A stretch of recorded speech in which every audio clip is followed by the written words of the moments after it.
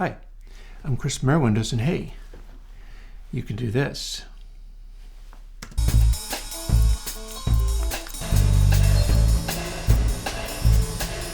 Because this is Airwindows kPlateA. Now you may be asking, what is kPlateA? Why does it have a lowercase k in front of it? Why does it have A after it? And there's a variety of reasons for all of these things. But the reason you've got a plate reverb all of a sudden is some plugin drama that's going on lately. So I thought I would hasten some of my plans. I've been working on real-world reverbs, and it took a bit of doing, but I adapted it to the form of trying to simulate another thing that was out there that is maybe not as free and open source as mine is. So K, in the beginning of it, is what coders use for a constant. The original idea for these reverbs was to have them be like a constant, have them have very few controls, and you put it on and mix into the reverb, and there isn't really anything to mess with because it's a specific sound. For instance, over here in the big computer, we are currently doing Carnegie Hall. How do you get to Carnegie Hall? Practice, something like that. And if I can get something to properly sound like Carnegie Hall, I might refer to an old Harry Belafonte record, which is Harry Belafonte in Carnegie Hall, and that probably gives a pretty good idea of what that hall sounds like. I need references to here in order to tune stuff to the end goal. And as you can hear, end goal for this is a plate reverb. And we got some controls here. For instance, input pad keeps you from overloading the acoustic space because it is a plate, so you don't want to drive it too hard. We've got a damping. Damping goes from a 0 setting to a completely undamped 10 setting. And that is in line with another plugin. It seemed like doing a 0 to 10 might work in case people are coming from another direction and would like to have their sense of what number to go to be the same. Again, I tried to replicate these things, although to some extent it's still somewhat arbitrary. We've got a low cut. This low cut goes from 0 to 3, which is what the studio Abbey Road used to put on their maximum low cut, which is their trick for running the EMT 140 plate reverb. And this is based on that. I've got a pre-delay, although I had to skew the pre-delay quite a bit to gravitate towards shorter pre-delays, because the idea of going to a half-second delay I thought was too long. This one does. It's possible that this will get updated going forwards, but it's also possible that I will release a B and a C and a D rather than revisiting this. So we might be good with this one going forward. And then we have wetness.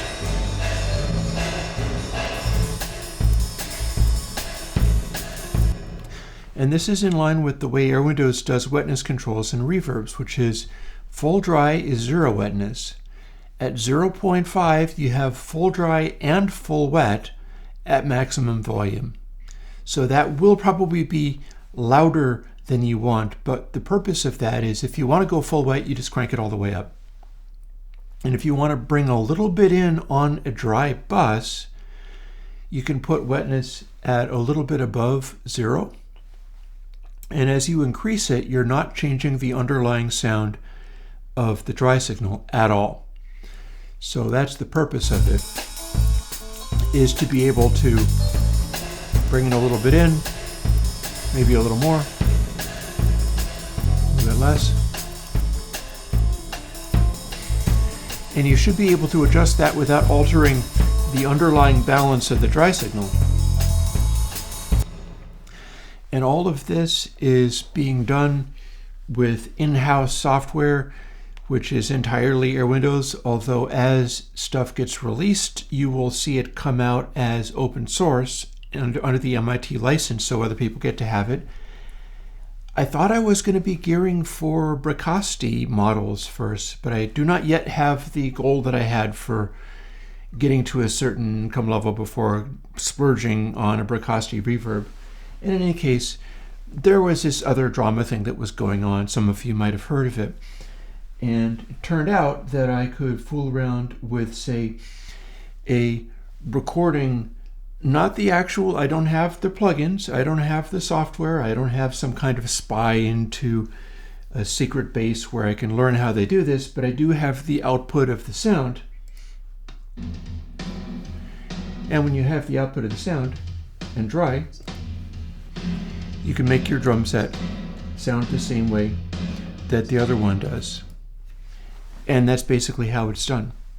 I have got a fellow who is from the Dogs on Acid Drum and Bass Forum, which I enjoy greatly, who is actually in Australia. And he is going to make some more reference sounds because all of my work has been done using nothing but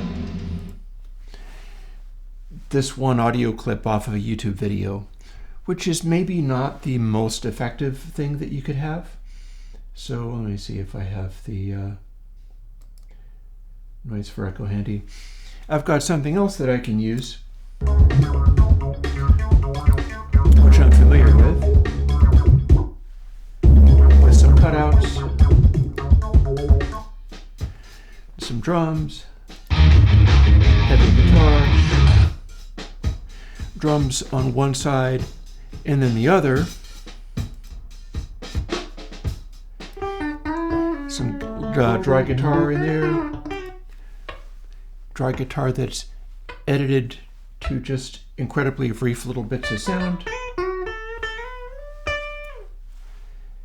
and lastly a drum flam in a complete empty space. And what I can do with this kind of stuff is use it to test out my plate reverbs and try to dial in sounds using that. And I'm looking forward greatly to taking this and let's not save that, and taking the technology that I'm using for that stuff and making a range of different Airwindows reverb plugins, because my idea is it's going to be very helpful to just have go-to reverb sounds that you can just reach for. And say if you wanted the reverb that sits on top of a certain famous recording studio, the one with A after it, or at least as close as I could get to the sound of that, and drop that in your mix. And I will also point out that I wasn't able to use what I would call a raw, there might be a place for somebody finding me recordings using my tools that I have there to get a proper EMT 140 sound, like a more pristine, pure one, because what it sounds to me is that there's another company that has made plate reverbs for people to use that they are very fond of. We'll not talk about the drama again, that would be rude. I think there's a lot of processing going into those, because I gotta tell you, like, I can do a very clean and pure EMT 140 sound, and the stuff that I'm working with lends itself to that. And when I did that, it didn't get very close to this other plugin that I'm using a sound reference for. So I think they threw on a bunch of processing, for instance, some compression to smooth out the tails, might even be like multiband or something going on in there. There's a lot going on, which I'm not sure is all that helpful. So there may be a place for getting something that is a little less overprocessed, because you can almost hear the compression kicking in on that. But that's kind of what I need to do in order to replicate the behavior of this thing that other people find useful without actually having access to any of their code or the actual plugin or any of that stuff. It's completely a black box, and I ain't even seen this competing thing. This is all done with the ears. On that grounds, I will remind people, because there's reason to remind people now, I think, that I may not have to save up for plugins where they draw pictures of plates with handy little waves drawn onto the plate, which wouldn't actually be drawn onto an EMT 140 anyhow, but I may not have to save up for that. But I'm still looking to pick up the Bricasti, both to have in my studio and also because I'd like to get some of those tones down, or at least my take on them, in the belief that that would be useful for people to have as free and open source, and sort of fill out the K section of your Airwindows plugin collection. Because, there actually weren't any plugins beginning with K. You'd think that I'd have something like King or whatever, but no. And because of that coding thing where constants start with a lowercase k, it just seems like a great idea to include that for constant reverb backgrounds that you mix into, and it becomes just the space that you work in. And here's your start.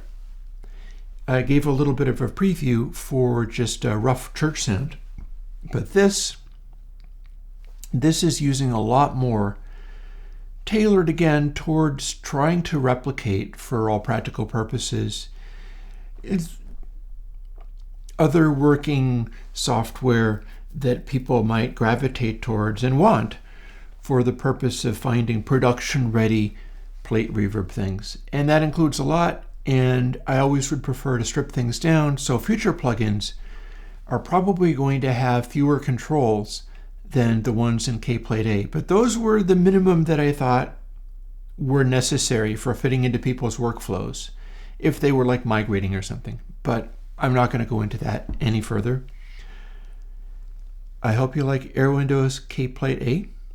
Please join my Patreon if you would like to see me continue to do more and more of all of this work, because that's what has kept me doing all of this. And yeah, I mentioned that there was a goal to get up to being able to afford the Bricasti so that I can start making plugins about it. But I'm happy that I found something to do without waiting. Patreon has recently done this thing where they are abandoning the technology for having Patreon people put up lists of goals. And I'm pretty sure the reason they do that is because they think it's a bad idea for people to put up promises of, I promise I will do this, I promise I will do that, without actually delivering on them. I think Patreon would prefer you to go out and do stuff and then say, hey, if you like what I just did, please join my Patreon. So,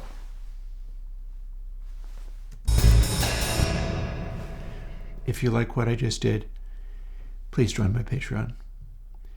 And I'll talk to you later. Bye-bye.